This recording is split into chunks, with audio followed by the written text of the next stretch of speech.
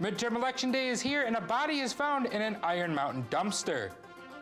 Later, I will be back with your weather and Grant Talks Sports. Hi, I'm Ross Ray. And I'm Grant Lukens, and this is Public Eye News.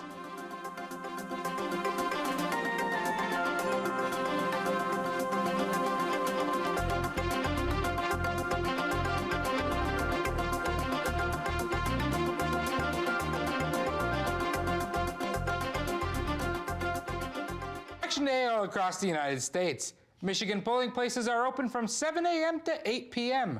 3 referendums are on the ballot, including whether to legalize recreational marijuana, an attempt to end gerrymandering, and a referendum to make getting absentee ballots easier. There is no straight ticket voting available for this election, and as usual, cameras are not allowed in polling places. A body has been found in an Iron Mountain dumpster earlier today. The body found outside of a Tractor Co. store at 8:55 a.m., and the investigation is still ongoing. Iron Mountain Police, Michigan State Police, and the Public Safety Department responded to the scene. The police say that they don't believe foul play is involved, but the investigation is currently ongoing. The body's identity has not been released to the public, and the next of kin has not currently been notified. A legal battle in Marquette might be going to the Supreme Court. The Marquette County Road Commission wanted a review of their lawsuit with the U.S. Environmental Protection Agency, or the EPA, regarding County Road 595.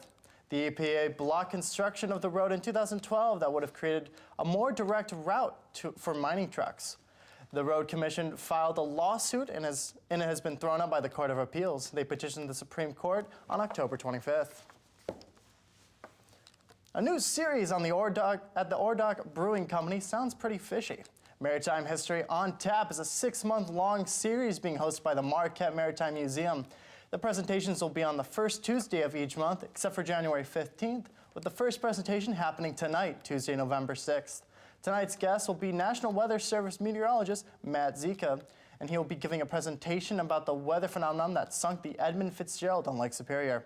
Presentations are all at the Orr Brewing Dock Company in Marquette, starting at 7 p.m. The Iron River man J.D. Lucky is still missing. The 47-year-old man was last seen around 3:30 p.m. on October 23rd.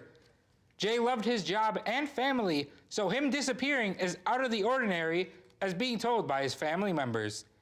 Jay's ex-girlfriend has also reportedly gone missing, and the family hasn't heard anything from both of them. Anyone with information as to where Lucky is asked to contact the Iron River Sheriff's Office at 906-875-0650.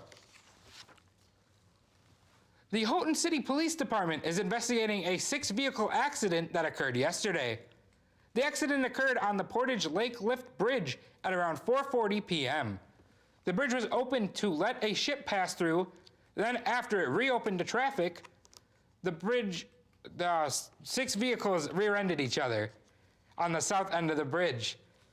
The Houghton Police Department set out a statement that reminds people to not follow each other so close and to be careful on bridges. And after the break, we'll be back with your national and international news. Stay tuned.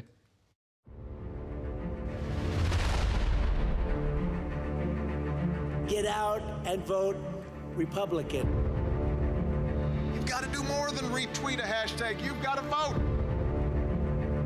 Across the country, candidates of both parties hit the trail to win voters' support.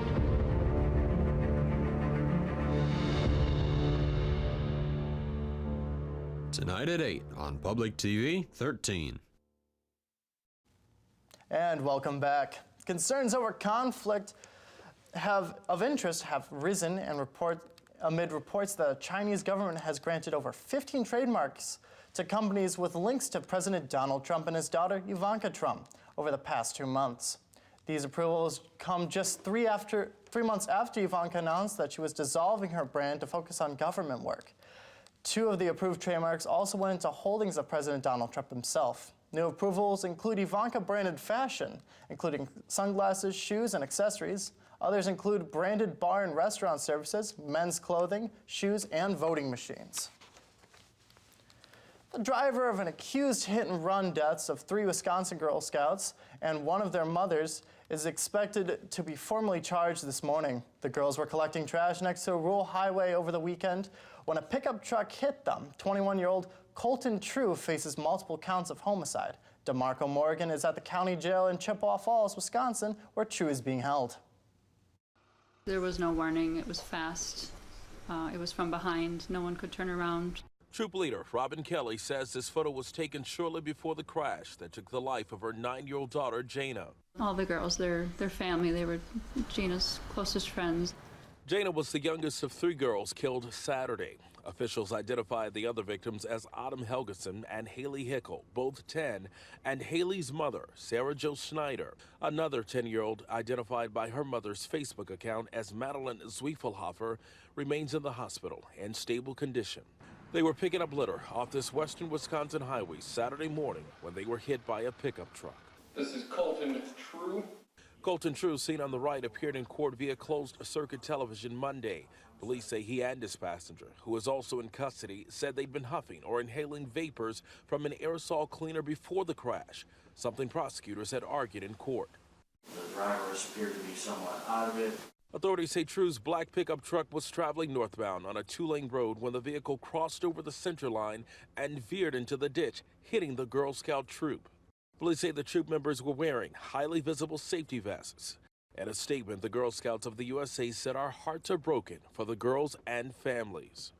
You want to get mad about it, and you feel guilty about it, and you can't. It's just something that was out of our control. It is indeed heartbreaking, not just for the families involved in this tragedy, but this entire community of roughly 14,000 residents. The driver is facing 4 counts of homicide by intoxicated use of a vehicle and also multiple charges for fleeing the scene. He turned himself in on Saturday, and police also telling us that he was convicted of drunk driving back in 2014.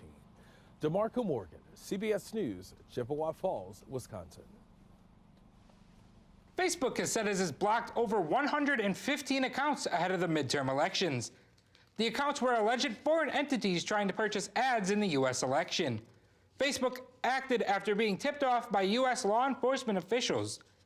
Most of the banned accounts were from French or Russian people supposedly trying to meddle in the election. Instagram, also run by Facebook, has also found supposed meddling accounts on their platform. Facebook has said that once they know more about what is going on, they will give a public statement. Today's midterm elections feature the most diverse group of candidates in U.S. history. A record number of women, people from different ethnic backgrounds, and LGBTQ candidates are running for all levels of government across the U.S. Paula Reed is in Phoenix, Arizona, where 2 women hope to make history. I don't want anyone to elect me because I'm a woman, but we need to elect me because I'm better. Voters in Georgia could make history by electing Stacey Abrams as the nation's first black woman to be governor. I'm supporting people in a marginalized community. In Vermont, Christine Halquist could become the first elected transgender governor. Minnesota and Michigan may pave the way for the first Muslim women to Congress, with candidates Rashida Tlaib and Ilhan Omar. Together we can organize around the politics of hope. While these candidates are Democrats, Republicans may also break ground. In California, Republican voters could put the first Korean-American woman, Young Kim, in Congress. The number of female congressional candidates has increased by 44% since 2012, and women of color have increased by 75%. The face of government could also change in other ways. Roughly 1,800 current and former educators are vying for state seats, and an unprecedented 200 veterans are running for Congress. I've dedicated my life to serving the country I love. But within the diverse field, there is a common thread: women. The stakes are high. We can't afford to get it wrong. Unlike in the past, I'm running for Congress. I've had enough. I'm running for Congress. They're not trying to downplay their femininity. I put criminals in prison during the day and change diapers at night. They're also highlighting their unique strengths. I won't back down, because progress is undefeated. We just need to fight for it. Are you ready? Many of those women are running for office for the very first time. But nearly half of the 50 states have never sent a woman to the Senate, and there are 5 that have never even sent a woman to the House of Representatives. Paula Reed, CBS News, Tempe, Arizona. And after the break, we'll be back with your weather and sports. Stay tuned.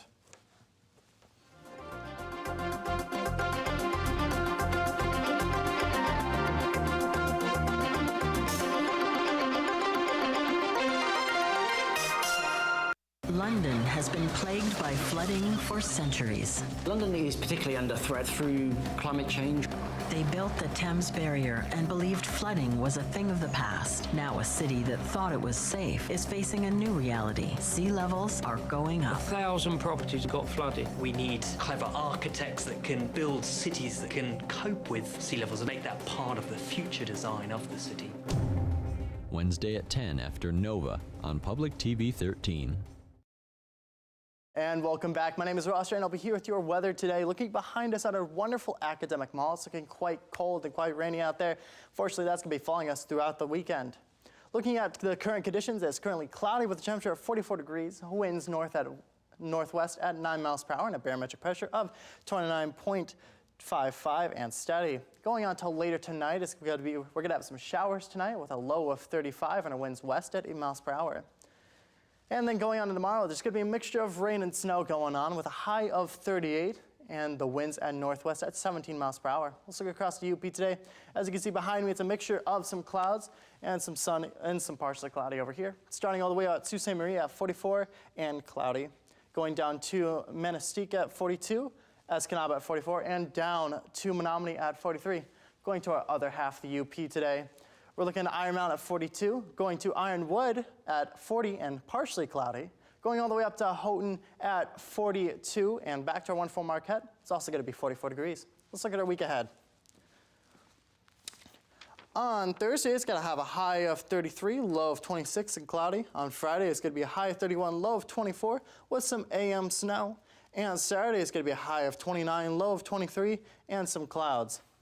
Well, Grant, it's looking quite cold this weekend, but I heard that doesn't bother our NMU swimming team. That's right.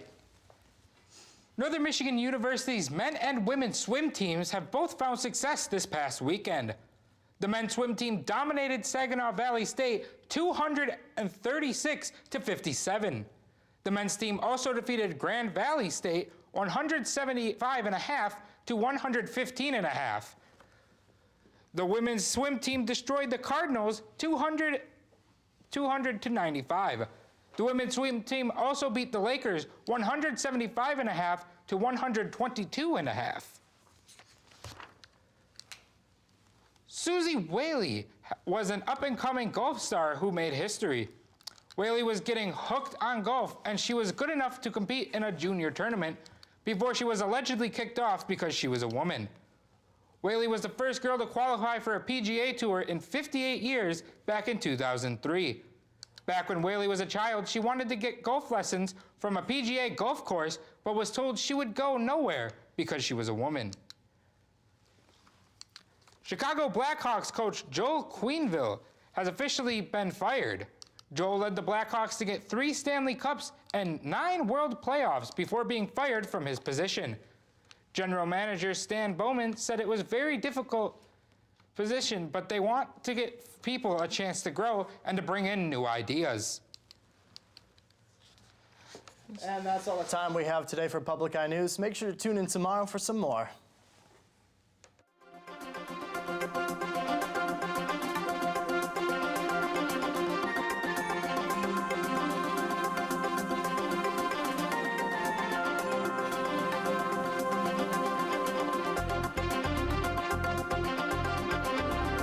The preceding program was produced in studios located in the Edgar L. Hardin Learning Resources Center by WNMU-TV, Northern Michigan University Public Television.